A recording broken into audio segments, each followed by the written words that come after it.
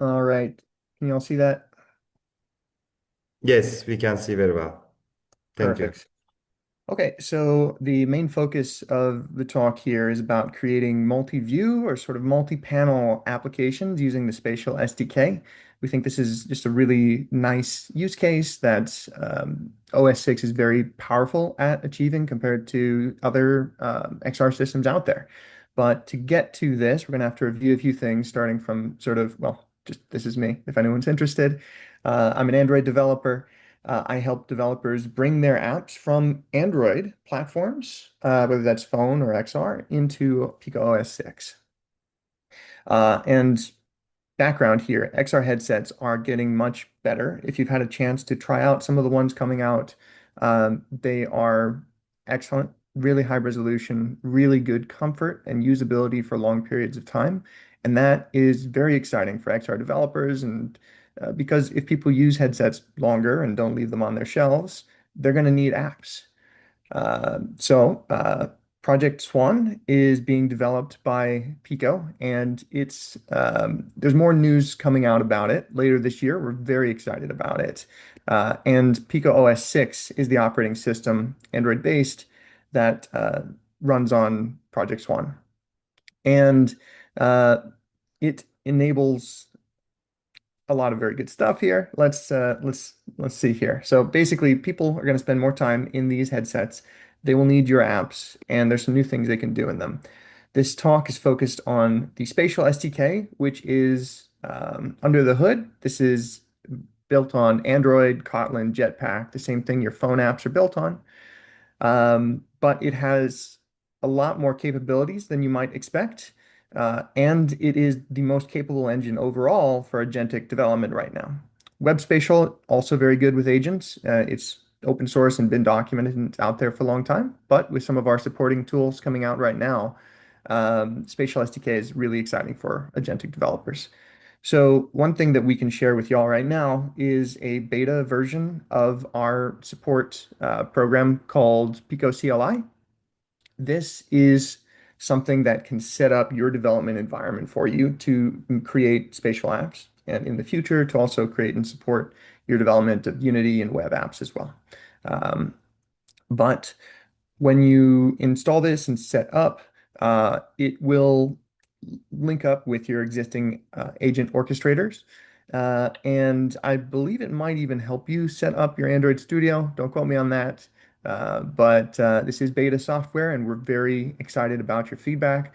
Keep an eye on your terminal output during the install, and then once you've got it installed, check in your agents like slash skills or slash plugins commands just to see that it's actually fully installed. Once it's there, it helps a lot. Alternatively, if you don't want to try using this Pico CLI, you could, for spatial SDK Android development, point your agents at our llms.txt file, and you could just take a look at the actual docs yourself that those are based on.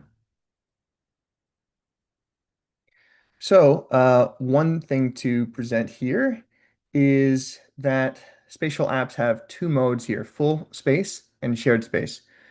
Uh, and the way you can think about this is basically full space is full screen mode for an application. It's the normal XR experience where the application is the only one active and it controls everything around you. With OS6, we add new capability for creating floating panels inside that space as well, that the same sort of panels that's used in other places. One thing to keep in mind is that if your idea for your project involves MR features like hand controller tracking, object tracking, room understanding, then you're going to want to stick with full space for now. But the newer space, shared space, this image here is indicating three different colors because there are three different applications open at the same time in the same virtual space. And in fact, something that's not really available on most other VR platforms, XR platforms, is that these apps can even have 3D content. You can have 3D models showing at the same time as another app being open. So that is really exciting if your idea involves showing 3D content, but also maybe multitasking. Shared space is designed like a desktop, like a Windows or a Macintosh desktop, like a spatial computer. You can move things around however you want. You can have multiple apps open however you want. Um, so this table here is just sort of reviewing the different targets here. Unity, Android, and web have a little different compatibility here. One thing that I should point out that could be useful is that for web developers among y'all, you might be familiar with WebXR. WebXR is an existing open source project that is different from Web Spatial. Web Spatial is about interacting mostly with this shared space model of having multiple panels, multiple apps, everything working in multitasking mode. So if you want that, you really want to use Web Spatial and our SDK for that. WebXR is more aligned with that full space idea. And what we've got here is a visualization of a shared space experience. This is sort of just a nice mock-up showing you from a computer desktop to a XR desktop. Your windows spread out however you like. You've got 3D content. Your workspace is spread out. Your screens can be larger. Um, it's pretty exciting, and especially with a comfortable headset, it's actually very useful for productivity. So some key concepts in our new platform. PICO Spatial Engine is what we're using to render this shared space, multiple apps in the same virtual space. The Spatial SDK UI and tools, they're useful for creating these Android-based apps. We'll cover some of that soon. Web Spatial is an open source project. There is support for Unity and Unreal in the engines, and that includes for Unity for creating spatial experiences in shared space. We've also got really good support for OpenXR as well. So that Pico Spatial engine that I just mentioned here, this is what enables our system rendering. Basically, when you're using the Spatial SDK, you are allowing the spatial engine to render your application and its 3D content, which is how it can render at the same time as other applications so well. And then at the end of the day, this pixels to the screen on the far right here, that's indicating that even if these apps or their 3D contents are overlapping each other, the system rendering will know how to handle that appropriately. So the Spatial SDK toolkit for development includes a plugin in Android Studio. You have to install Android Studio. Pico CLI may help you set these up, but we also have some instructions. I know the XR Bootcamp people have helped y'all set these up before. So one thing that comes with the toolkit is the OS6 emulator. This is virtual environment where you can test out all of your apps, shared space, full space. You can emulate controllers or connect a controller. You can change the virtual environment. It's very useful for development if you don't have access to a headset, which most people don't yet. Um, we've also got the spatial editor. This is a 3D scene editor that you can launch from Android Studio.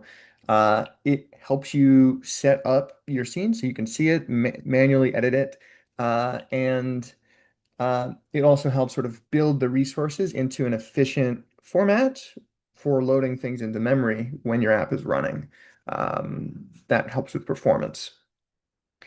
One thing to note about Spatial Editor under the hood, it's using an ASCII format for the scene, which your agent can actually read and work with, although we do have some more support coming down the line for your agents interacting with Spatial Editor.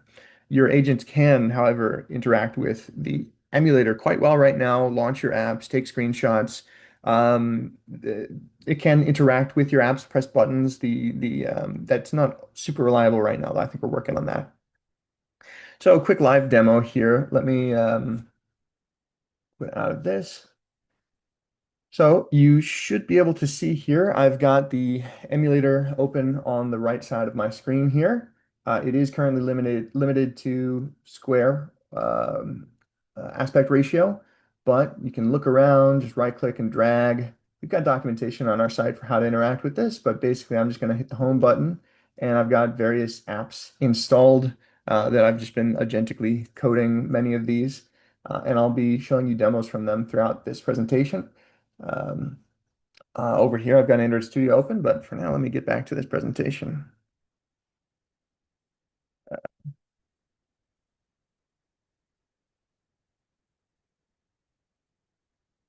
So, um, let's talk about how we can add some exciting spatial features to your app. And the main one for this talk is multiple windows. So, quick rundown. Many of you may not be Android developers or have ever touched this too much, but the Compose is the most popular, most supported UI library coming from the Jetpack Android team. And just like most other UI frameworks, it's representing your UI as a tree. Same thing as like HTML. However, in Compose, that tree is built through Kotlin code. Kotlin is great compared, if you've ever worked in Java, Kotlin is amazing. Uh, and One thing here on the left side, you can see that all of those calls those are all function calls, that row, that image, that column. There's a bit of syntactic sugar, which is letting you ignore the parentheses on some of these calls and have a parameter be turned into those braces sections. And basically, you get a tree representing your UI. And when under the hood, Compose is tracking the input parameters for those functions. And whenever the value going into one of those changes, that function will be recalled to regenerate the part of the UI that needs to be redrawn. This is what allows for really efficient UI updates in Android apps. And I bring up Compose here because this is the framework for spatial SDK apps. They're built in Compose, but there's a lot more flexibility, as you'll soon see. So on Android phones, you're typically limited to just one screen. Your phone has one screen. That's it. It's small. There's not much you can do. But you send this UI tree to be displayed there. However, in PICO OS6, you can have multiple windows. You can have any number of windows. They're called window containers. There's different types of them because they might have mostly 2D content or they might also have 3D content. They might be focused on 3D content, maybe a volume that sits on your table for some sort of tabletop game.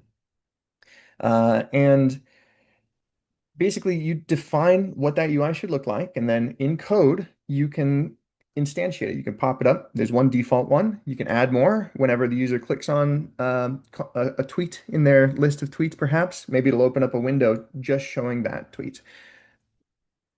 So there's some code example showing you how maybe your code will be instantiating those extra windows. So let me show you a live demo of something. Oops, that was stop share.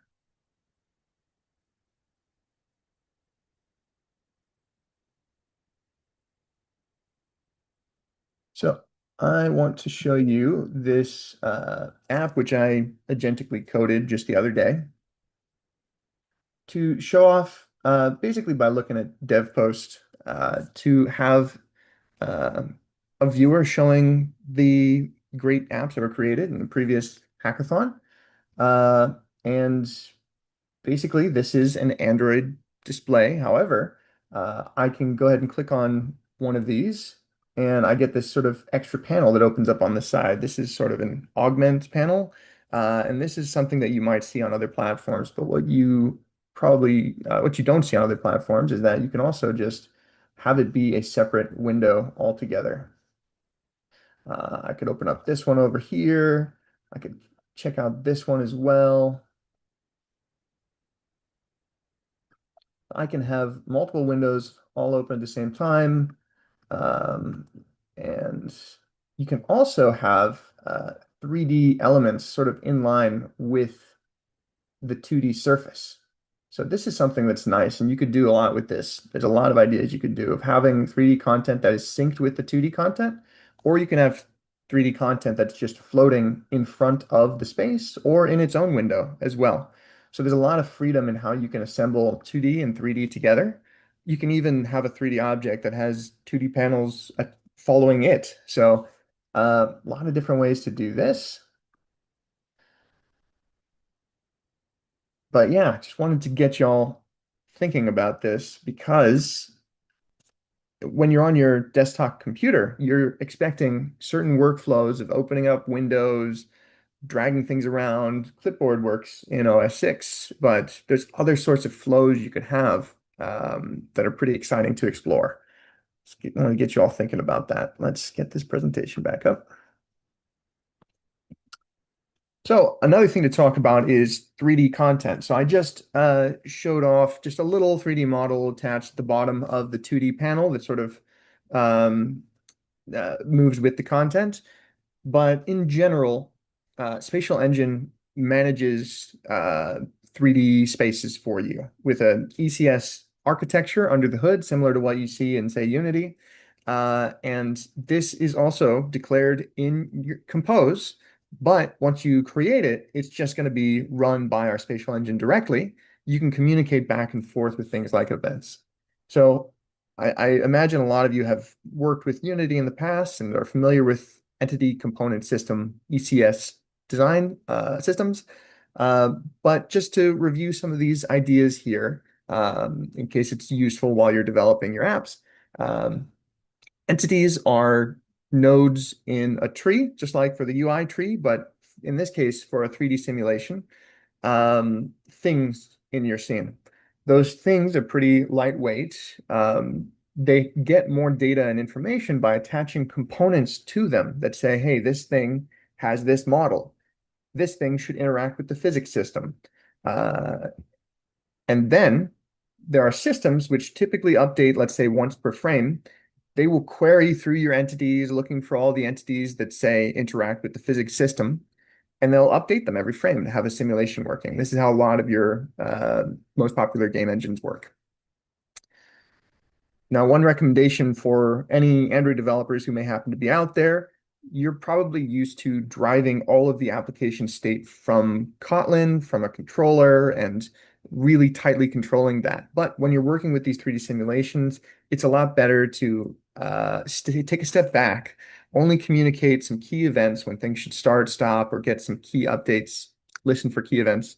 Um, because the spatial engine is going to be a lot more optimized for this purpose. Um, Here's a diagram showing basically spatial apps. They contain multiple spatial containers, like we mentioned. There may be different panels or 3D volumetric spaces. There's different types of them in this cloud over here. But let's say within a spatial container, you might have some 2D composables. You might also have a spatial view, which is an entry point to this 3D simulation space. Inside that, there's some sort of entity collection. Don't worry about the names or details, but you can see a tree of entities here. Some of those entities have any number of components attached, basically one of each, though, at most. And those hold data or references to things like 3D models. And then there's systems floating around which will read data from those components after querying the entities. So just a review of that. So what can you actually do in these 3D spaces? Um, a lot. You can do physics simulation, like we talked about, set gravity, set uh, things to not collide with each other, to bounce off each other, all sorts of physical properties. There's also rendering properties for materials, physically based rendering, PBR. You can have models with animation in different ways. You can have shaders, which are really useful for making special effects, glowing, fire, all sorts of cool things you can do with shaders. You can look up some good ones or ask your agent to help you develop them. Uh, and you can get some inspiration by checking out a website like Shader Toy, although there's a wide variety of things they use shaders for there. Um, you can show video in an ECS space. You can also show it in your 2D content as well. Um, you can have spatial audio, which is audio that's coming from an object. You can hear it's coming from there. Um, you can also have collision detection, as I mentioned, and then portals are a really nice rendering trick to have multiple 3D spaces sort of overlapping each other. And only when you're looking through a portal, you can see what's behind it, or you can even have stuff sort of coming out of the portal. Really nice effect. Could be a really cool effect for your apps. And these are all documented. Your agents know about it, and you can check our documentation site. So for a live demo of some more 3D stuff here, let's see. Just wanted to show off a different application. Let's see here. I'll close all these.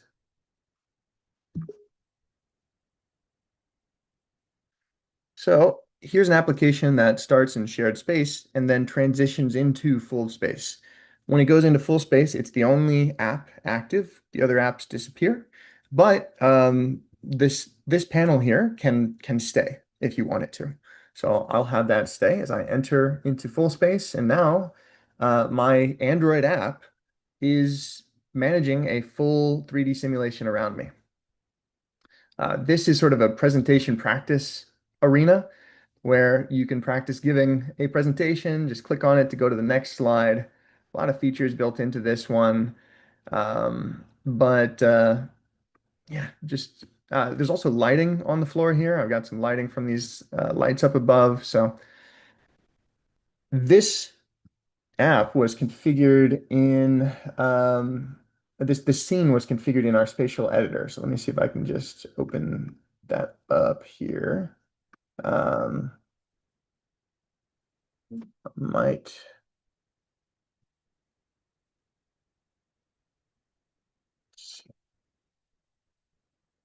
it's loading up. All right.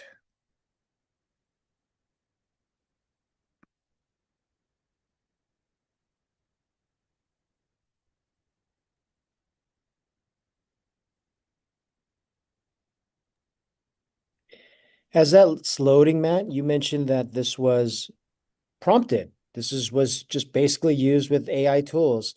Prezo Practice first started out as a multi-panel experience, but you can go into this full immersive experience like you're showing. How long did it take using AI to prompt this full application?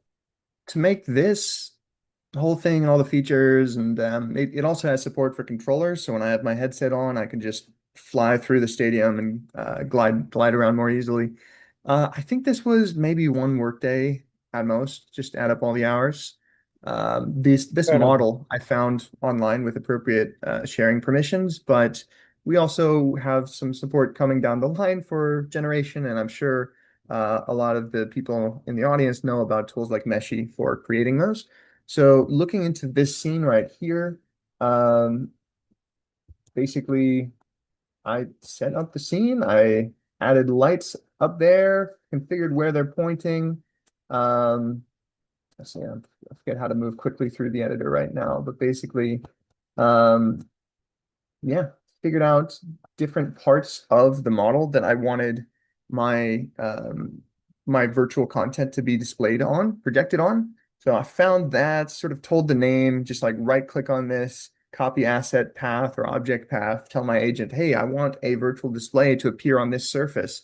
And it goes from there. And then the agent is also able to use Pico CLI to take screenshots. Sometimes I will manually say, hey, this is a useful screenshot for you. Take a screenshot now, or I'll just take one and paste it in. And then say what I want, what sort of improvements or what sort of issues I'm running into. And it really speeds up the investigation and development cycle and lets you also sort of multitask. You set it off and you go work on something else. So that's why I really wanted to show this to you all. Great. So I'm just going to jump back into the presentation here. I must be getting near the end.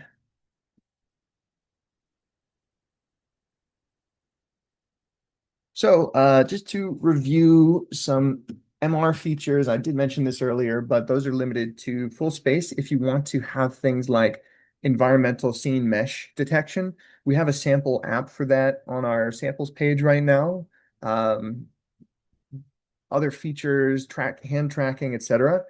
The way you can think about this is shared space is designed to be like a desktop. And for now, your windows on the desktop, just like on your computer, they don't know where they are too well very often. They're placed wherever you want to place them. So they're not given too much information about the world around them. It's the same idea here. So there's some limitations. Some of this will be improved down the line as well, but just keeping that in mind before you get too eager about a shared space experience that relies on MR features. Um, Also, for interaction methods in PICO OS6, you can use mouse and keyboard in the actual headset, or I mean, in the emulator, you're going to use mouse and a keyboard. You can connect a controller.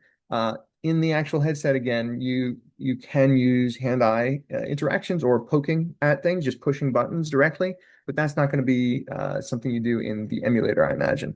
For standard 2D UI interactions, like you're clicking something on your composed 2D screen, all the interaction support is built in, but for 3D content, you're in your simulation spaces. If you want to click and drag or rotate, we've got modifiers to support that. Your agent will figure out how to do that, or you can look into our documentation as well. And modifiers are a compose thing. So you can look up compose modifiers if you need to. Also wanted to mention to you all, we've got a really interesting project called Spatial ML, which is a structure, a way for applications to use neural resources on the chip, so on the actual headset. And you can, I believe you can run this in the emulator, but I want to get it in everyone's mind at least. You can run models locally, and it's set up by default to be very privacy sensitive, which enables some interesting applications. Where, let's say you wanted an application that would it would draw a circle around light bulbs or switches or some like coffee cups. If your app doesn't have access to camera feed, you can ask the user to get access to that. But if it doesn't, you can still use spatial ML to read that in, and then no data about the camera feed will escape that. And you can create an application where spatial ML will draw those circles for you. There are some limitations for that, and that's why if you can get user permission, then you can use readback to export information from spatial ML and still get access to those neural resources. But yeah, just mentioning that for you all right now. May or may not, maybe not be useful for this particular hackathon. But this is near the very end of my presentation. We can talk ideas. David already gave a lot of great ideas for y'all. But just from the technical side of things here, think about multiple panels, multi-app workflows, 3D content attached to your 2D panels, uh, 2D panels following your 3D content. I think multitasking is going to be really important for how people use these devices for longer periods of time. That's how I use it at work when I'm in my headset for hours at a time. Um, Second screen experiences also. So because it's multitasking, maybe someone's just watching a game on their browser, but on the side, they've got some fun chat app with their friends that's related to the game that they're watching. Um, you could create an agentic control center. That's going to be really useful. You have unlimited screen space in XR and unlimited panels. So also, desk pets could be fun. You can have volumes placed on your desk and then just have a little creature running around there. So those are some initial ideas to share with you all. I'm sure you'll have some great ones to go from there. So thank you all very much. And here are some resources y'all can screenshot and check all of these things out. We've got our documentation, our blog and announcement videos, our Pico XR developer community Discord. We'd love for you all to check that one out. It's going to be more and more active throughout the year. And our Pico developer YouTube channel, which will also have some more content coming out pretty soon. That's it.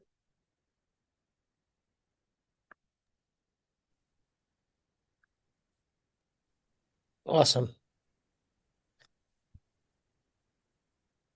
Thank you so much.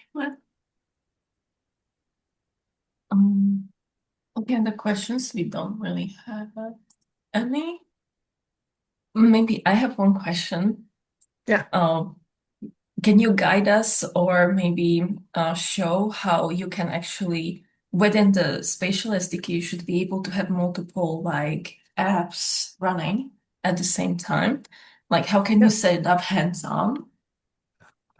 Yes. So let me show you that. Let me just share my screen here. Because I think that's like most interesting if you build a spatial SDK to connect the Yes, app. so let's see, sharing here. So this is my emulator. We're in full space. Let me just exit out of this app, go home. So back in shared space, I can open multiple apps. So I can open this application here. I can also then just open a different application. Let's see. Let me open it over here, actually.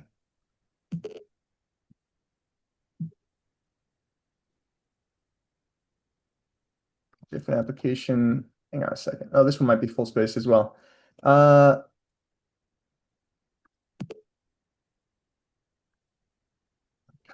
and then we'll just open the browser.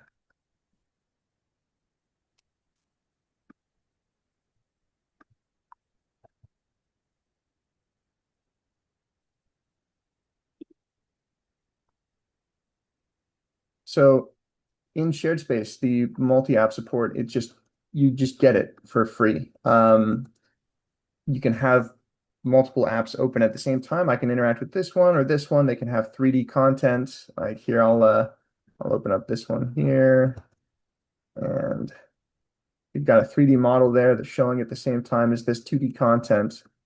Um, so that is just by default. It's a little easier to place panels when you're in an actual headset, but yeah, beyond that, what sort of details about how to set up the multi-app or multi-panel experience are you looking for? Just like how can these share information between each other? Like if Right. Yeah, so right now there's no obvious way to do this. The clipboard works for copying content between different sorts of applications, but for an OS level support for sending information, the best you're going to get, which works totally, is sending an intent. So in Android, there's something called an intent, which lets you sort of say the user wants to do something, or I want this app to handle some sort of data for me. And this can happen sort of behind the scenes. So you could have two different spatial SDK apps that you create, two separate ones, and they can talk to each other or send information using intents. I wouldn't want to use that system to have like a constant stream of data nonstop. It's a little bit slower than that. There probably are some tricks you can use from the Android side of things to enable that. But yeah, I would say that for app-to-app communication, actually Android apps are the most capable for doing that. Um, so yeah, you can ask your agent for sure, just, hey, I've got this other app. I want to send a message to it. Help me design that intent to communicate that for this purpose. And it will do that. You can also ask it about performance implications. One other note is that Pico CLI does have some interesting support coming with it right now, including performance profiling. So you can ask your agent to make your app perform better, and it'll have some tools to help that process. yeah, that's exactly. Thank you. In the meantime, we got two questions. Can you have multiple instances of the same app? Can an app limit itself to one or n instances? That is a great question. I do not think that right now you can have multiple instances of the same app. You can just open new windows from that app. And I imagine that when you receive an intent to your application, you could handle that in a way where you open a new window instead. But I don't think that that's like default support. I think you have to add that, like you have to build your app in that way to get that. So the question was, can you have multiple instances of the same app? Sort of, you can have that indirectly. And was there another question? Just if it can limit itself to one or multiple, like n instances.